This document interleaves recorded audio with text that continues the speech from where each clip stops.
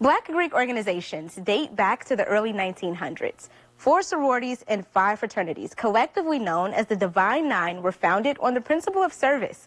And today, we're celebrating with my sorors, the trailblazing women of Delta Sigma Theta Sorority Incorporated, as we mark another year of sisterhood, scholarship, and service, and continue to move forcefully forward with fortitude.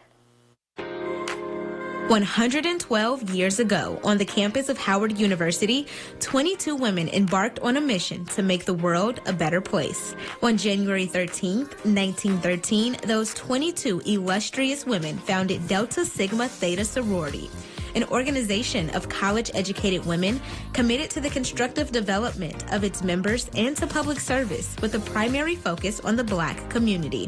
Upon formation, the group wasted no time in making an impact. They participated in the historic Women's Suffrage March in Washington, D.C. in 1913. Their desire for change catapulted when the organization Grand Chapter attained national incorporation.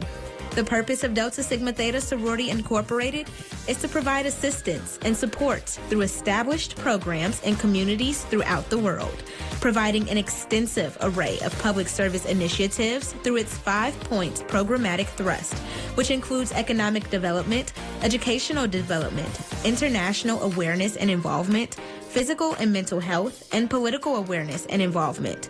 Delta women continue to be in the forefront of change, with a list of notable members, from legendary singer Aretha Franklin to the first Black woman on the Supreme Court, Justice Ketanji Brown Jackson. Delta Sigma Theta Sorority Incorporated is engaging sisterhood, empowering communities, and elevating their impact. An impact and legacy that continues right here in Central Illinois. Joining me this morning are 2 trailblazing women of Delta Sigma Theta Sorority Incorporated, Renita Metcalf, Chapter President of Peoria Alumni Chapter, and Meta Mickens-Baker, President of Bloomington Normal Alumni Chapter. Good morning, sorors, and welcome. Good morning, Sora. Happy Founders Day. Happy Founders Day to you both also. So let's talk about our great organization and what inspired you all to join in the first place.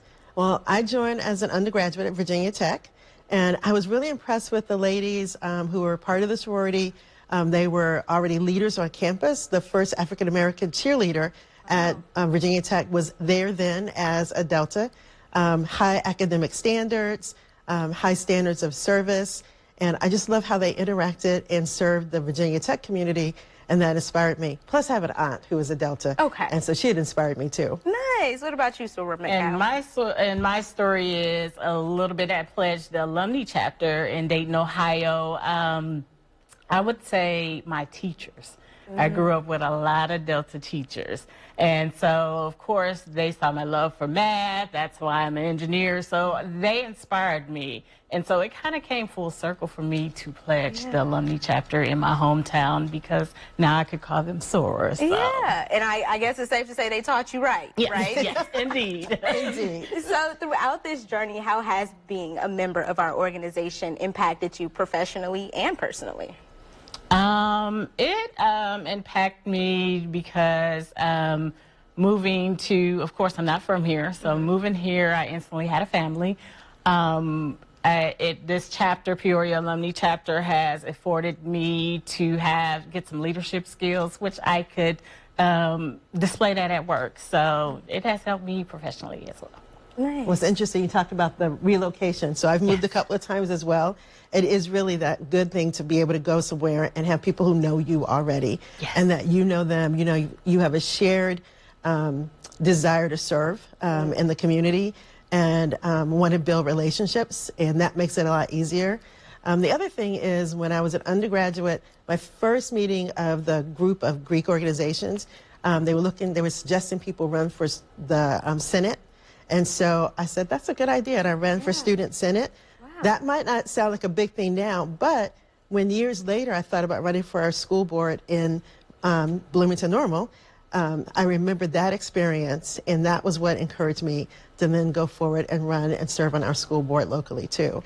So it kind of teaches you those things you use throughout your lifetime. Yeah, because Delta women are in fact leaders. Yes, and indeed. you two are leading entire chapters, right? Yes. So let's talk about the work and how each chapter in each area is continuing the legacy that our founders originally set out on?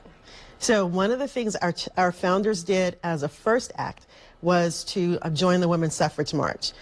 So one thing we all do is really to look at getting people out to vote and voter education, so that everyone who is eligible to vote knows that they have that ability and how to do so.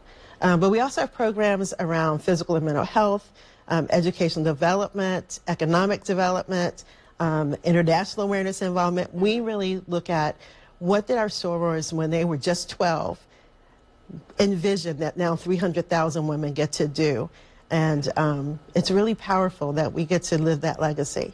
Absolutely. Yes. And speaking of that, living out the legacy, if our founders can look at where the organization is now, what do you think they would say? I would say, you ever seen that T-shirt that says, "We are our ancestor dreams"? Yes. That will be it.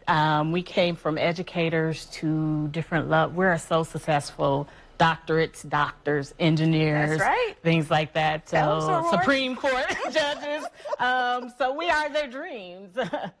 That's right. So we also know that we have alumni chapters and we have undergrad chapters. Yes. So with the two surviving in the same areas, how do you incorporate both chapters when it comes to serving in the community? Oh, that's a good question.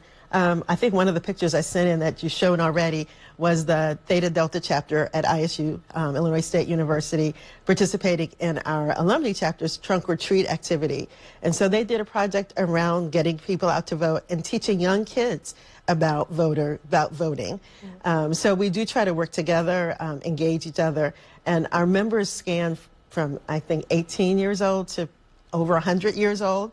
And so people come in already as leaders, already serving their community, and we encourage them to jump right in and do it in the alumni chapter when they join us. Yes. Fantastic. Yes, and we also had, Theta Epsilon. It's a collegiate connection that the sorority have, and that kind of connects the alumni chapter with the collegiate chapter. So we work and collaborate with Theta E all the time. My last event was World's AIDS Day and registering the high schoolers to vote. So I think it's a wonderful thing that the collegiate and the alumni can work together, yes, because you know what they say, the older generation to keep you wise and the younger generation to keep you young and youthful and up to date on things. So I'm glad that that's been incorporated. One last question before we go. As you all continue to lead your chapters, what's one thing or one area of growth that you're hoping to see in the next coming year? Oh, that's a good question. We're always looking for anybody who has moved to the area, who has not yet joined us, to come and join us. So to always grow our membership. But we just look at how do we continue to meet the needs of our community. What are the needs there? How do we plan for them? How do we address them? How do we work with the other community partners? Yeah. I agree that was going to be our answer. Our footprint increase. Our footprint, and our footprint, in the local community. So, yeah. Well, sorors, thank you so much for coming in and sharing our great organization with the wonderful people of Central Illinois. I have enjoyed you both. Thank you for having us. Thank you for having us. Of course, and happy Founders Day again. Happy Founders Day to you. And to you too.